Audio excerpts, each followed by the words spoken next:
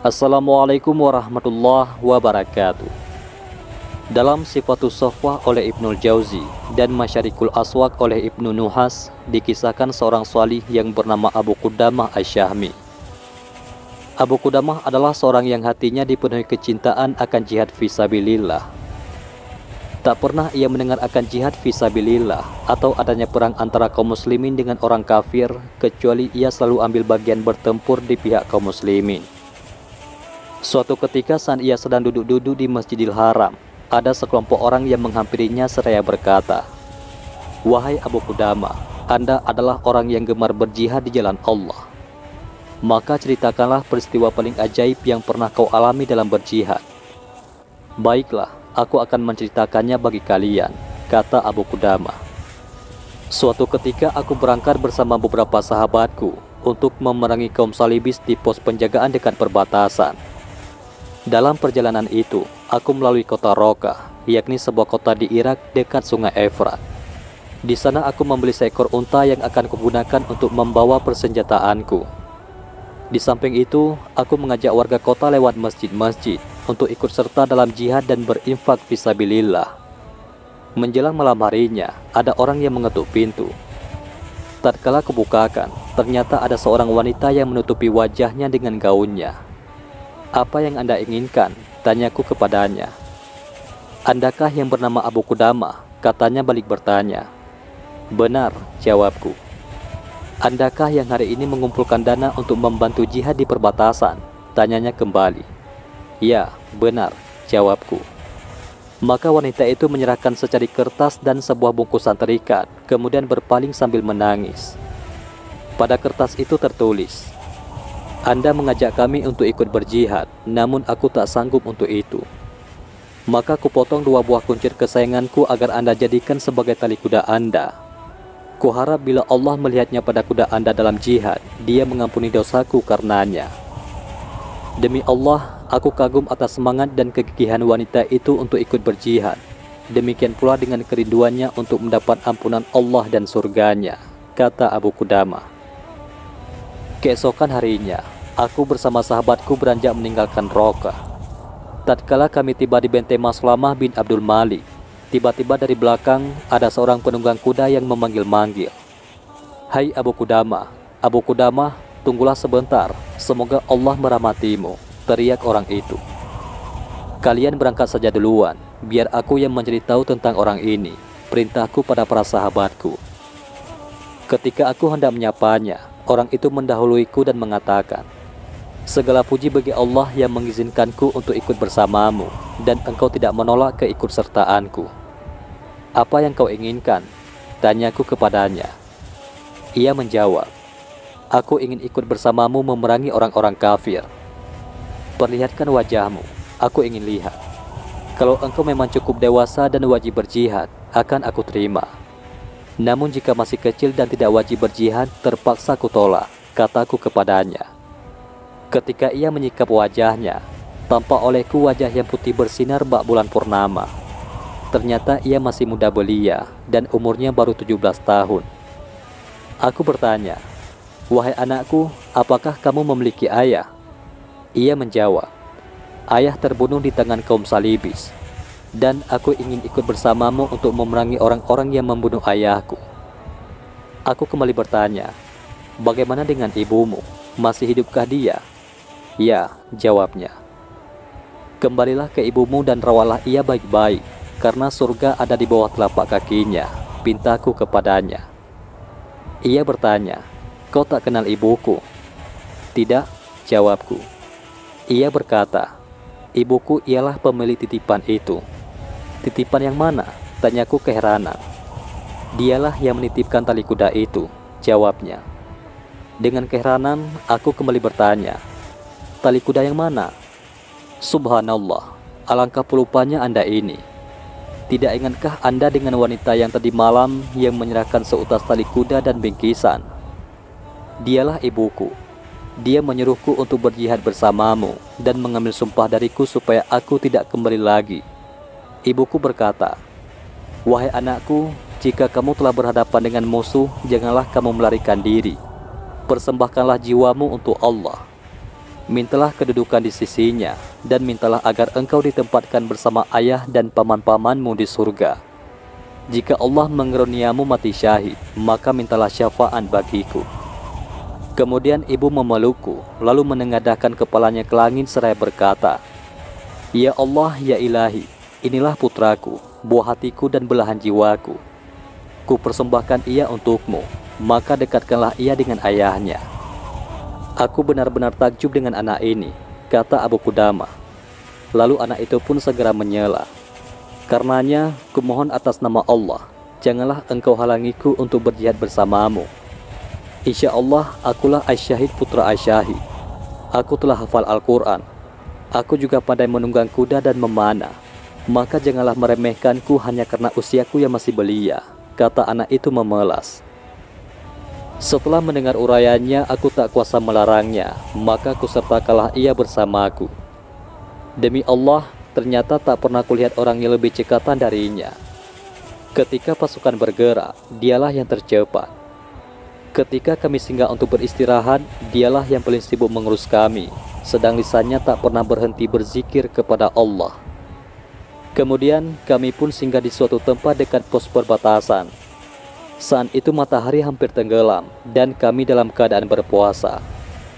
Maka ketika kami hendak menyiapkan hidangan untuk berbuka dan makan malam, anak kecil itu bersumpah atas nama Allah bahwa ialah yang akan menyiapkannya. Tentu saja kami melarangnya karena ia baru saja kelelahan selama perjalanan panjang tadi. Akan tetapi anak kecil itu bersikeras untuk menyiapkan hidangan bagi kami. Lama kami beristirahat di suatu tempat. Kami katakan kepadanya, "Menjauhlah sedikit agar asap kayu bakar tidak mengganggu kami." Maka anak kecil itu pun mengambil tempat yang agak jauh dari kami untuk memasak. Akan tetapi anak kecil itu tak kunjung tiba. Mereka merasa bahwa ia agak terlambat menyiapkan hidangan untuk mereka. "Hei Abu Qudamah, temuilah anak kecil itu. Ia sudah terlalu lama untuk memasak. Ada apa dengannya? Pinta seseorang kepadaku." Lalu aku bergegas menemuinya. Maka kudapati anak kecil itu telah menyalakan api unggun dan memasak sesuatu di atasnya. Tapi karena terlalu lelah, ia pun tertidur sambil menyandarkan kepalanya pada sebuah batu. Melihat kondisi yang seperti itu, sungguh demi Allah, aku tak sampai hati untuk mengganggu tidurnya. Namun aku juga tak mungkin kembali kepada mereka dengan tangan hampa, karena sampai sekarang kami belum menyantap apapun. Akhirnya kuputuskan untuk menyiapkan makanan itu sendiri. Aku pun mulai meramu masakannya, dan sembari menyiapkan masakan, sesekali aku melirik anak kecil itu. Suatu ketika terlihat olehku anak itu tersenyum. Lalu perlahan senyumnya makin melebar, dan mulailah ia tertawa kegirangan. Aku merasa takjub melihat tingkahnya tadi. Kemudian ia tersentak dari mimpinya dan terbangun. Ketika melihatku menyiapkan masakan sendirian, ia nampak gugup dan buru-buru mengatakan, "Paman, maafkan aku. Nampaknya aku terlambat menyiapkan makanan bagi kalian." Aku menjawab, "Ah tidak, kamu tidak terlambat. Tinggalkan saja masakan ini, biar aku yang menyiapkannya. Aku adalah pelayan kalian selama berjihad," kata anak kecil itu. "Tidak," sahutku. "Demi Allah, kau tak kuizinkan menyiapkan apa-apa bagi kami sampai kau ceritakan kepadaku apa yang membuatmu tertawa sewaktu tidur tadi. Keadaanmu sungguh mengherankan," lanjutku. Anak kecil itu berkata, "Paman, itu sekedar mimpi yang kulihat sewaktu tidur." "Mimpi apa yang kau lihat?" tanyaku kepadanya. "Sudahlah paman, tak usah bertanya tentangnya. Ini adalah masalah pribadi antara aku dengan Allah," sahut anak kecil itu. Aku berkata, "Kumohon atas nama Allah agar kamu menceritakannya." "Paman, dalam mimpi tadi aku melihat seakan aku berada di surga. Kudapati surga itu dalam segala keindahan dan keanggunannya, sebagaimana yang Allah ceritakan dalam Al-Quran. Sembari aku jalan-jalan di dalamnya dengan terkagum-kagum, tiba-tiba tampaklah olehku sebuah istana megah yang berkilauan. Dindingnya dari emas dan perak, dan terasnya dari mutiara dan batu permata, dan gerbangnya dari emas. Di teras itu ada tirai-tirai yang terjuntai, lalu perlahan tirai itu tersingkap. Dan tampaklah gadis-gadis belia dan cantik jelita, wajah mereka bersinar bak rembulan. Kutatap wajah-wajah cantik itu dengan penuh kekaguman. Sungguh kecantikan yang luar biasa. Lalu muncullah seorang gadis lain yang lebih cantik dari mereka. Dengan telunjuknya, ia memberi isyarat kepada gadis yang ada di sampingnya seraya mengatakan, "Inilah calon suami Al-Mardiyah." Iya, dialah calon suaminya. Benar, dialah orangnya. Aku tak paham siapa itu Al-Mardiyah, maka aku bertanya kepadanya, "Kamukah Al-Mardiyah?" "Aku hanyalah satu di antara dayang-dayang Al-Mardiyah." "Anda ingin bertemu dengan Al-Mardiyah?" tanya gadis itu. "Kemarilah, masuklah ke sini, semoga Allah merahmatimu," kata gadis itu. Ternyata di dalamnya ada seorang gadis belia dengan wajah bersinar laksana surya.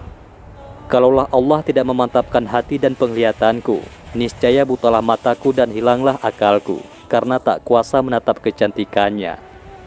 Tatkala ia menatapku, ia menyambutku seraya berkata, "Selamat datang wahai wali Allah dan kekasihnya. Aku diciptakan untukmu, dan engkau adalah milikku." Mendengar suara merdu itu, aku berusaha mendekatinya dan menyentuhnya. Namun sebelum tanganku sampai kepadanya, ia berkata, "Wahai kekasihku dan tambatan hatiku, semoga Allah menjauhkanmu dari segala kekejian.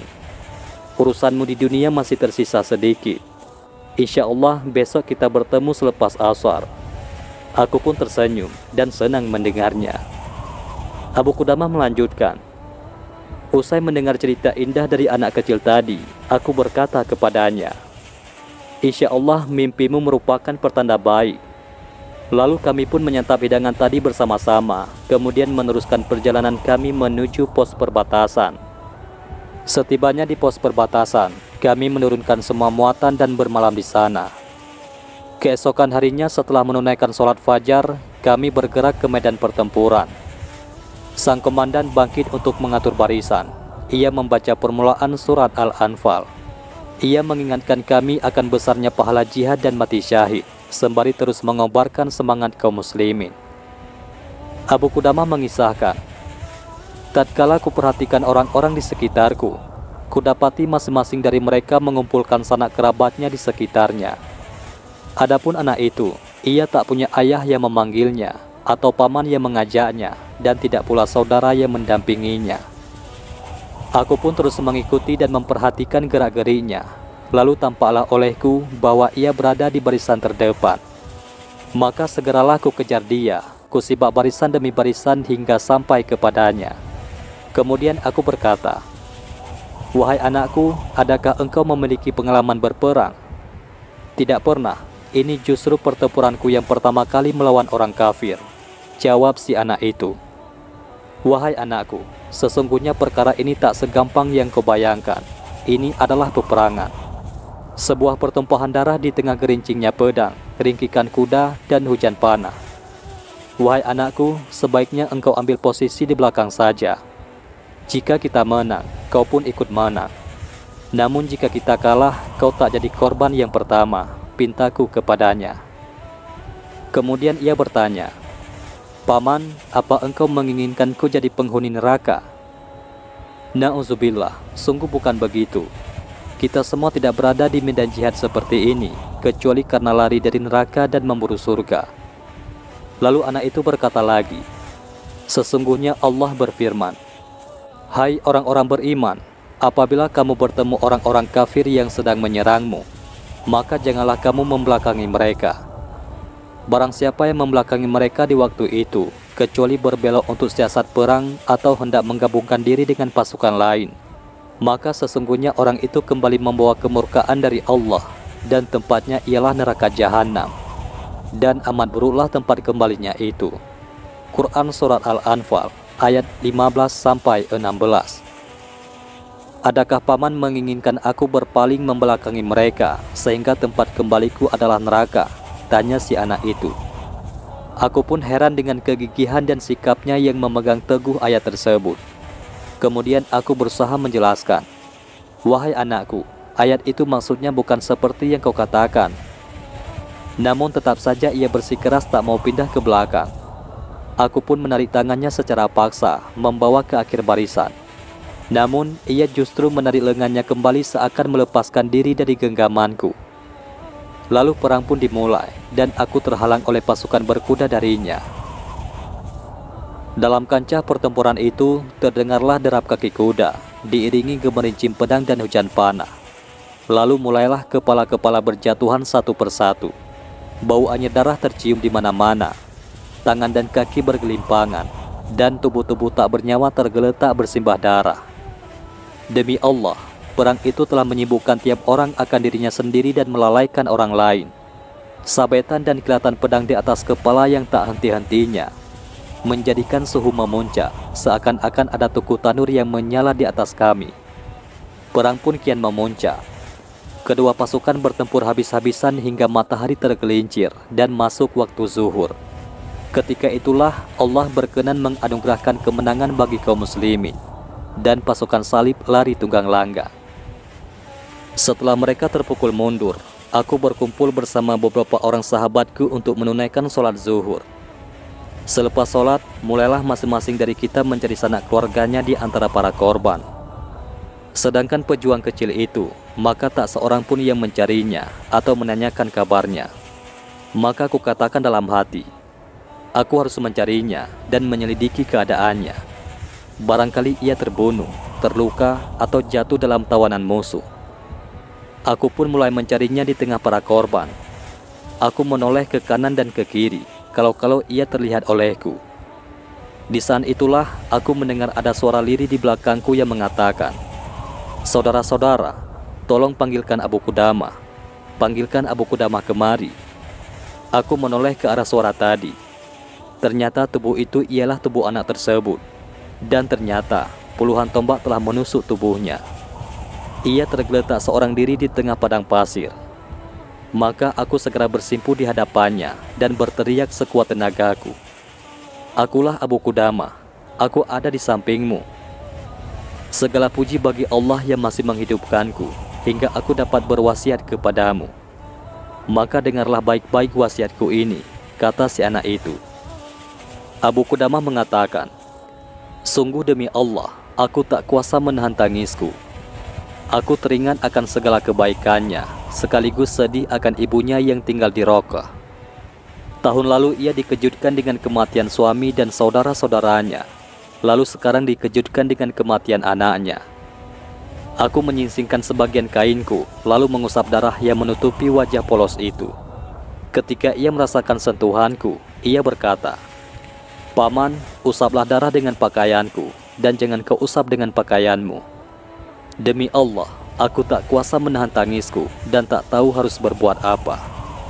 Sesaat kemudian, anak itu berkata dengan suara lirih, "Paman, berjanjilah bahwa sepeninggalanku nanti kau akan kembali ke Roqah dan memberi kabar gembira bagi ibuku bahwa Allah telah menerima hadiahnya dan bahwa anaknya telah gugur di jalan Allah dalam keadaan maju dan pantang mundur. Sampaikan pula padanya, jika Allah menakdirkanku sebagai syuhada, akan kusampaikan salamnya untuk ayahku di surga. Paman, aku khawatir kalau nanti ibu tak mempercayai ucapanku. Maka ambillah pakaianku yang berlumuran darah ini, karena bila ibu melihatnya ia akan yakin bahwa aku telah terbunuh. Dan insya Allah kami akan bertemu kembali di surganya. Paman, setibanya engkau di rumahku, akan kau dapati seorang gadis kecil berumur 9 tahun. Ia adalah saudariku.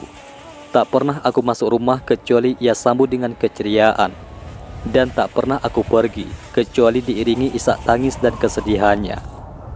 Ia sedemikian kaget ketika mendengar kematian ayah tahun lalu, dan sekarang ia akan kaget mendengar kematianku.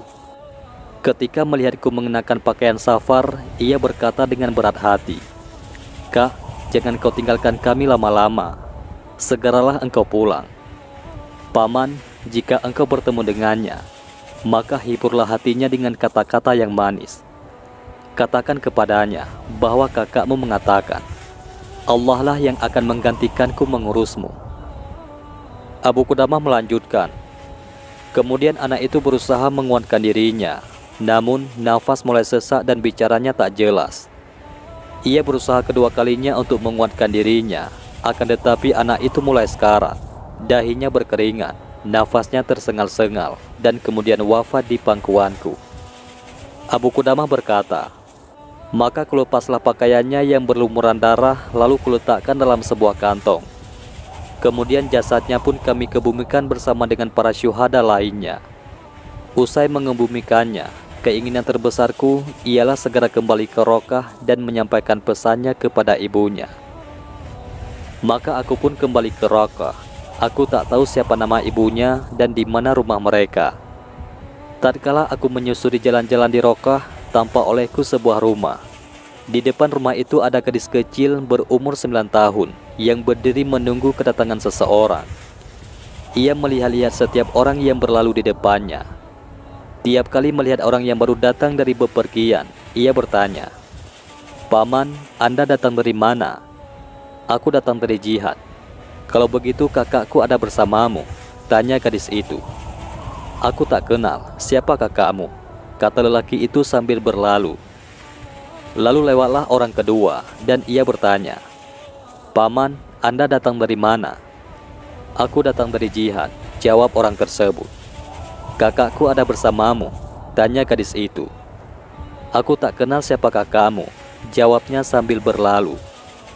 Lalu lewatlah orang ketiga, keempat dan demikian seterusnya. Lalu setelah putus asa menanyakan saudaranya, gadis itu menangis sambil tertunduk dan berkata, "Mengapa mereka semua kembali, tapi kakakku tak kunjung kembali?" Melihat ia seperti itu, aku pun datang menghampirinya. Ketika ia melihat bekas-bekas safar padaku dan kantong yang kubawa, ia bertanya, "Paman, Anda datang dari mana?" "Aku datang dari jihad," jawabku. "Kalau begitu kakakku ada bersamamu?" tanya gadis itu. "Di manakah ibumu?" tanyaku kepadanya. "Ibu ada di dalam rumah," jawab gadis itu. "Sampaikan kepadanya agar ia keluar menemuiku," perintahku kepadanya. Maka keluarlah sang ibu dan bertanya kepadaku, "Wahai Abu Qudamah, engkau datang hendak berbelasungkawa atau memberi kabar gembira?" Maka aku pun bertanya, "Semoga Allah merahmatimu. Jelaskanlah kepadaku, apa yang kau maksud dengan belasungkawa dan kabar gembira itu? Jika kau hendak mengatakan bahwa anakku telah gugur di jalan Allah dalam keadaan maju dan pantang mundur, berarti engkau datang membawa kabar gembira untukku. Karena Allah telah menerima hadiahku yang telah kusiapkan untuknya sejak 17 tahun silam. Namun jika engkau hendak mengatakan bahwa anakku kembali dengan selamat dan membawa ganimah, berarti engkau datang untuk berbelasungkawa kepadaku, karena Allah belum berkenan menerima hadiah yang kupersembahkan untuknya," jelas perempuan itu. Maka aku berkata, "Kalau begitu, aku datang membawa kabar gembira untukmu. Sesungguhnya anakmu